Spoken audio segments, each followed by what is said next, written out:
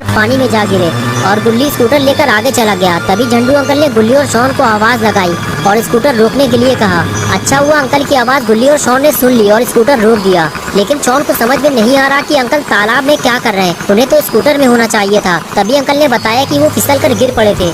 Shawn बोला, uncle अब थोड़ा ठीक से बैठिएगा क्योंकि स्कूटर गुल्ली चला रहा है। और फिर तीनों मस्ती मजाक करते हुए आगे बढ़ गए। लेकिन झंडू अंकल का सही सलामत घर पहुँच पाना थोड़ा मुश्किल लग रहा है।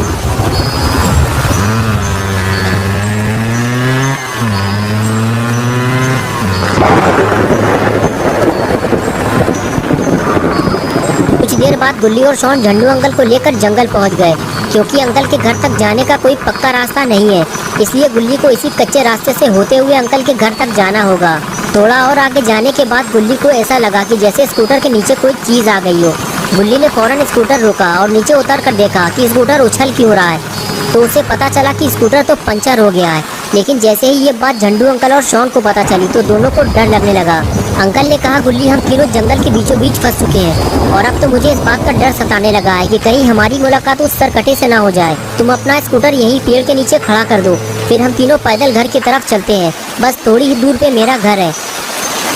गुल्ली ने कहा, हाँ झंडू अंकल आप ठीक कह रहे हैं। यहाँ खड़े होकर भीगने से तो अच्छा है कि हम घर की तरफ आगे बढ़ते जाएं। लेकिन मैं अपनी स्कूटर यहाँ जंगल में नहीं छोड़ सकता, इसे मैं अपने साथ ले चलूंगा। गुल्ली बात कर ही रहा था कि तभी अचानक से शॉन ने सब कुछ चुप करा दिया और कहने लगा, तुम लोगों को कोई आवाज़ सुनाई दे रही है क्या, या सिर्फ मुझे ही ये आवाज़ सुनाई दे रही है? अंकल ने कहा, मुझे तो सिर्फ बारिश की आवाज़ सुनाई दे रही है। तभी गुल्ली बोला, नहीं अंकल, मुझे बारिश के साथ साथ कुछ और आवाज़ भी सुनाई दे रही है। ऐसा लग रहा है कि यहाँ कोई मशीन चल रही है, हो सकता है आसपास कोई फैक्ट्री हो।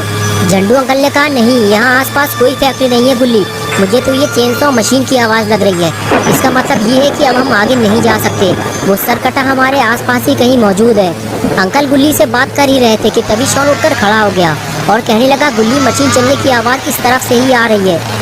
गुल्ली ने कहा, हाँ शॉन, ये आवाज़ अब पहले से भी ज़्यादा तेज़ हो चुकी है, वो जो भी है हमारे और करीब आ चुका है। तुम लोग यहीं रुको, मैं जाकर देखता हूँ। और उसके बाद गुल्ली आगे जाने लगा। तो झंडू अंकल ने कहा, गुल्ली ज़्यादा आगे मत जाना, वो तुम्हारी जान भी ले सकता है। दोस्तों क्या होगा अब गुल्ली का? क्या वो झंडू अंकल और शॉन को लेकर जंगल से बाहर निकल पाएगा या फिर वो सरकटे के हाथों मारा जाएगा? ये सब हम देखेंगे।